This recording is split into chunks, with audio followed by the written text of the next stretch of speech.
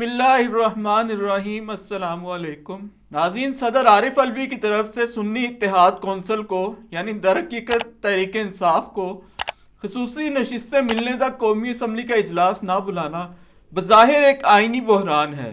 درحقیقت مگر یہ کوئی بحران نہیں۔ اسحاق ڈار بتا چکے کہ صدر مملکت نے اسمبلی پر اجلاس نہ بلایا تو بھی 29 فروری کو جب 21 دن پورے ہو چکے ہوں گے تو اسپیکر از خود اجلاس بلا سکتا ہے۔ آئین تو یہی کہتا ہے کہ 29 فروری کو اجلاس ہو کر رہنا ہے، لیکن اگر آئین ایسا نہ بھی کہتا تو آئین کی اس وقت حیثیت ہی کیا ہے؟ اگر عام انتخابات 90 دن کی آئینی مدت میں منعقد نہیں ہو سکے اور کسی نے کوئی نوٹس نہیں لیا بشمول چیف جسٹس کے، تو کوئی بھی غیر آئینی کام ہو سکتا ہے۔ حکم اس وقت ڈنڈے کا نافذ ہے، جس کی لاٹھی اس کی بھینس، اور لاٹھی کس کے ہاتھ میں ہے یہ سب جانتے ہیں۔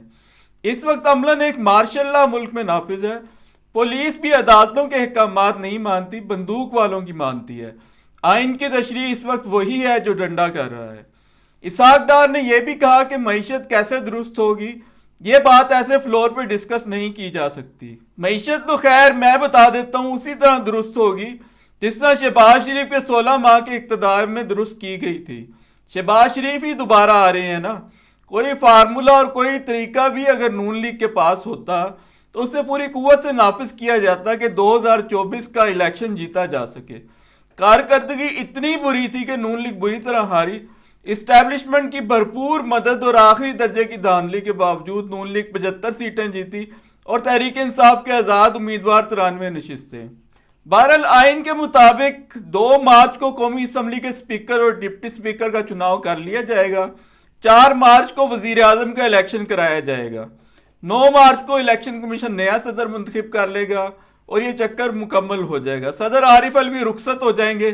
انہوں نے آخر میں جو موقف اختیار کیا کہ خصوصی نشستیں ملنے تک اجلاس نہ بلانے کی کوشش کی، اس سے انہیں ایک فیس سیونگ مل جائے گی، گو کہ الیکشن کی تاریخ کا اعلان کرنے میں وہ جرأت کا مظاہرہ کر سکے اور نہ ہی عمران خان کے خلاف ریاست کے انتقامی رویے پر بین الاقوامی قوتوں کو پکار سکے۔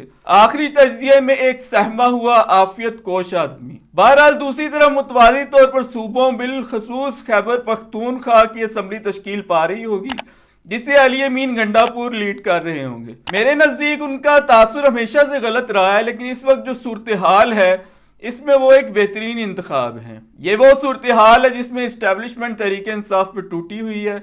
ایسی صورتحال میں عارف الوی اور بیرسٹر گوہر علی خان کوئی موضوع انتخاب نہیں، بلکہ علی امین گنڈا پور اور شیر افضل مروت جیسے دلیر اور پھڈے باز قسم کے لوگوں کی ہی ضرورت ہے، جن کی نروز بہت مضبوط ہوں اور جو لڑائی جھگڑے سے گھبراتے نہ ہوں۔ آزاد امیدواروں کے سنی اتحاد کونسل میں شامل ہونے کے بعد خصوصی نشستیں الاٹ نہ کرنا بھی خلاف آئین ہی ہے۔ تو وزیر اعظم، اسپیکر، صدر، وزراء اعلیٰ سب 2 ہفتوں میں منتخب ہو چکے ہوں گے، نئی بساط بچ چکی ہوگی، اور جو پاکستان اسٹیبلشمنٹ نے تشکیل دیا ہے وہ یہ ہے کہ بلوچستان اور سندھ انتخابی دھاندلی کے خلاف احتجاج کی آگ میں جل رہے ہوں گے۔ پختونخوا اور پنجاب پوری قوت کے ساتھ ایک دوسرے کے ساتھ برسرے پیکار ہوں گے۔ ملک کا سب سے مقبول لیڈر عمران خان جیل میں ہوگا۔ اسحاق ڈار، شریف برادران اور زرداری صاحب، اسٹیبلشمنٹ جن کی کرپشن کے ثبوت خود عمران ریاض اور ارشد شریف جیسے صحافیوں کو دکھایا کرتی تھی، جو اشتہاری اور سزا یافتہ تھے، جن کے خلاف جعلی بینک اکاؤنٹس، ملازموں کے اکاؤنٹس میں اربوں روپے، آمدن سے بے پناہ زائد اثاثے موجود تھے، وہ اس ملک کو گورن کر رہے ہوں گے۔ اور یہ وہ ملک ہے جسے سالانہ قریب 20-25 ارب ڈالر قرضوں اور سود کے لوٹانا ہوں گے۔ عطا تارڑ نے ایوان صدر کو سازشوں کا گڑھ قرار دیا۔ حالانکہ صدر بیچارہ ایک خوفزدہ آدمی ہے، اس نے کیا سازش کرنی، وہ تو اپنا وقت پورا کر رہا ہے۔ صدر کا آئینی اختیار تھا کہ وہ الیکشن کی تاریخ کا اعلان کرتا ہے۔ الیکشن کمیشن نے اس معاملے پر صدر کی رائے کو 2 کوڑی کی حیثیت بھی نہ دی اور یہ کہا کہ ہمارا استحقاق ہے۔ وہ تو پھر چیف جسٹس قاضی فائز عیسیٰ بیچ میں پڑے تو کوئی صدر کی اس معاملے میں سنوائی ہوئی۔ چیف جسٹس نے کیسے بلہ چھین کر اسٹیبلشمنٹ کی مدد کی، اس پر مزید بات کرنے کی اب کوئی ضرورت نہیں۔ سیکرٹری اطلاعات پیپلز پارٹی شازیہ مری نے کہا کہ صدر کی طرف سے اجلاس بلانے میں تاخیر اپنے اختیار کا ناجائز استعمال ہے۔ انہوں نے کہا صدر عارف الوی کی ہر آئین شکنی اور عہدے کا غلط استعمال تاریخ کا حصہ رہے گا۔ حالانکہ میثاق جمہوریت کرنے والی دو جماعتوں نون لیگ اور پیپلز پارٹی نے کیسے اس ملک کو اسٹیبلشمنٹ کے ہاتھوں اس سے جمہوریت کا بوریا بستر گول کروایا، تاریخ کا حصہ تو وہ رہے گا۔ اپنے جائز اختیارات بھی ڈر ڈر کر استعمال کرنے والے صدر عارف الوی کی تو اتنی پسلی ہی نہیں کہ وہ کسی آئین شکنی کا سوچ بھی سکیں۔ پیپلز پارٹی نے یوسف رضا گیلانی کو چیئرمین سینٹ بنانے کا فیصلہ کیا ہے۔ ان کے دور اقتدار میں حج corruption scandal, rental power scandal اور ایفیڈرین سکینڈل مشہور ہوئے تھے۔ ایفیڈرین سکینڈل میں ان کے فرزند بنفس نفیس شریک تھے۔ ایک قصہ بڑا مشہور ہوا تھا کہ ترک خاتون اول کا غالباً سیلاب زدگان کو عطیہ کیا گیا قیمتی ہار انہوں نے پار کر لیا تھا۔ یہ ہیں وہ پارٹیاں اور یہ ہیں وہ لیڈر جن کے حوالے اسٹیبلشمنٹ یہ ملک کر رہی ہے۔ اب متحارب گروپوں یعنی تحریک انصاف بمقابلہ نون لیگ جمع پیپلز پارٹی جمع ایم کیو ایم بمقابلہ قوم پرست جماعتوں میں جو تصادم ہونا ہے وہ تو ہونا ہی ہے، اور کرپٹ اور نااہل لوگ رئیس ہی معیشت کا جو جنازہ نکالیں گے، سب سے بڑا چیلنج وہ ہے۔ بار بار شدید معاشی ناکامیاں جب سامنے آئیں گی تو سب اسٹیبلشمنٹ کی جان کو روئیں گے۔ وہ شاید اسی میں خوش رہتی ہے، ورنہ جو مشرف کے مارشل لاء کا انجام ہوا تھا اس کے بعد اصولاً تو انہیں سیاست سے 100 میل دور رہنا چاہیے تھا۔ اور میری بات آپ لکھ لیجئے کہ آخر کار ایک دن اسٹیبلشمنٹ کو، سیاست کو خدا حافظ کہنا ہی ہوگا، اس کے سوا اور کوئی راستہ ہے ہی نہیں۔ اب مگر عمران خان سے دشمنی کی اس انتہا تک پہنچ چکی ہے کہ اسٹیبلشمنٹ کو خود بھی واپسی کا راستہ نہیں مل رہا۔ عمران خان نہ بھی ہو، زرداری اور بالخصوص شریف خاندان کی سرپرستی کر کے اسٹیبلشمنٹ جو ملک گورن کرنے کا سوچ رہی ہے وہ دیوانے کا خواب ہے۔ سیاست پر فی الحال اتنا ہی۔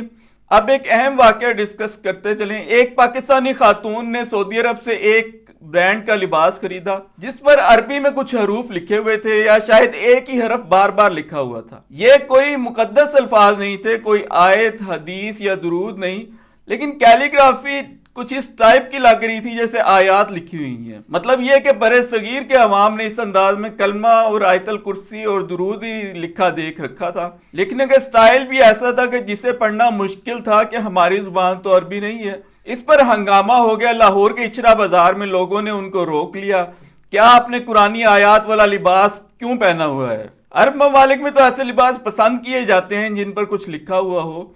میں خود بعض اوقات ایسی ٹی شرٹس استعمال کرتا ہوں جن میں انگریزی الفاظ یا ہندسوں میں کچھ لکھا ہوا ہو۔ ایسے لباس بہت سٹائلش لگتے ہیں۔